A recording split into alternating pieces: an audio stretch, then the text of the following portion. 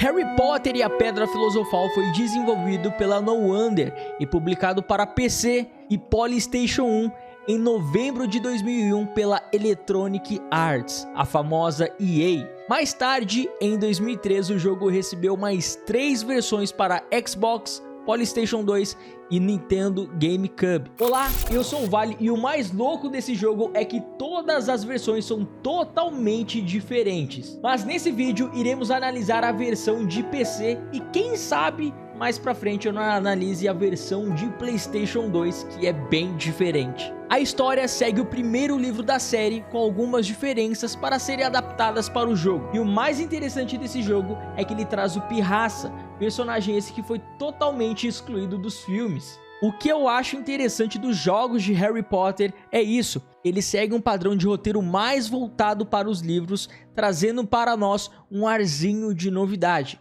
mesmo que você só tenha assistido os filmes. A jogabilidade de Harry Potter e a Pedra Filosofal é simples, aqui você anda, pula e escala se estiver perto de uma borda e, é claro, lança feitiços. E os feitiços vão sendo liberados através das aulas, e cada aula possui um desafio do feitiço para concluirmos. Nós temos aqui o quadribol, mas o quadribol não é tão bacana assim, mas ele consegue entregar o seu papel, que é o narrativo. Inclusive o primeiro jogo da série, então vamos dar um pequeno desconto para isso aqui. Em relação aos itens, temos sapos de chocolates que nos ajudarão a recuperar a nossa energia.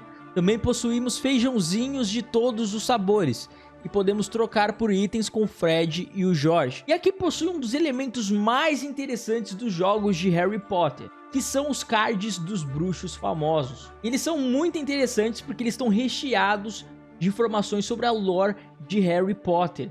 E isso é muito bacana, é um extra a mais que tem no jogo. E a caça por eles traz um desafio para você conseguir coletar todos. E todos recheados de informações muito interessantes. O jogo possui uma jogabilidade um pouco datada. Ela não é tão fluida assim.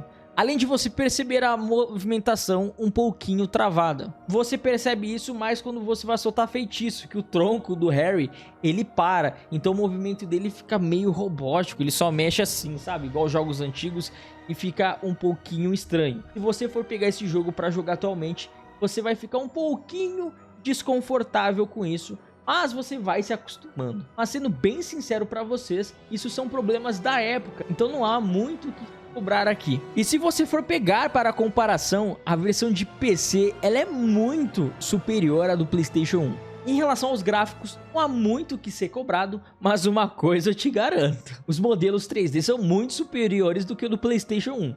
Fora isso daí, o jogo não teve nada que me incomodou. Dublagem. O jogo possui uma dublagem excelente, trazendo Fábio Lucindo como Harry e Malfoy. E é incrível como, apesar de ser a mesma voz, ele consegue diferenciar muito bem a sua atuação. Bem, Potter, nos encontramos de novo. Estamos dando um passeio fora do castelo, não é?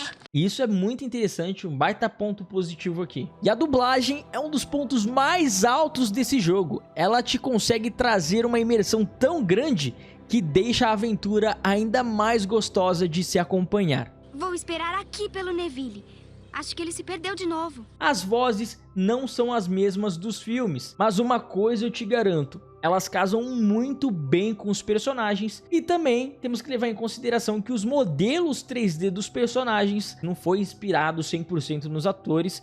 Então tá tranquilo, funciona bem, vozes supimpeira e é muito gostoso de acompanhar o jogo desse jeito. A ambientação está boa e trazendo um belo level design. Eu acho supimpeira como eles conseguiram construir um jogo de plataforma e deixar muito interessante. Esse é um jogo muito gostoso de jogar, ele possui um ritmo muito bom e eu não achei ele enjoativo, apesar dele seguir uma receitinha de bolo do começo ao fim. Fator aventura. Harry Potter possui uma progressão muito interessante. E como eu disse, apesar do jogo seguir essa receitinha de bolo, ele não é enjoativo. É um jogo com uma progressão bem interessante de se acompanhar. É o famoso jogo para você zerar numa tardezinha de domingo. Aqui mora um dos pontos fortes de Harry Potter e a Pedra Filosofal. A sua trilha sonora tem uma qualidade excelente. Ela consegue captar e transmitir esse universo muito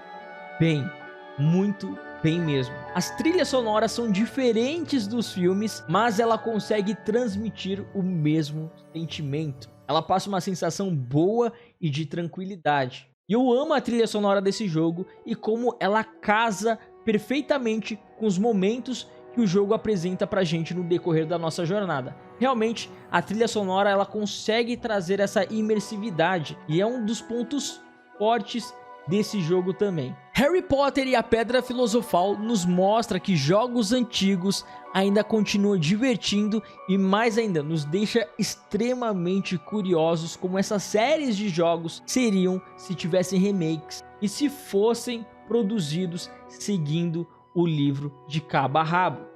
Quando eu era novo, eu tinha um PCzão da Positivo e o Windows Vista, e esse jogo me proporcionou inúmeras horas de diversão. Realmente foram momentos marcantes que ficam na memória. Você comprando pelo nosso link da Amazon, AliExpress ou Mercado Livre, você vai estar ajudando o canal a evoluir. E não se esqueça de dar uma bisoiada nos vídeos que estão aparecendo aí na tela.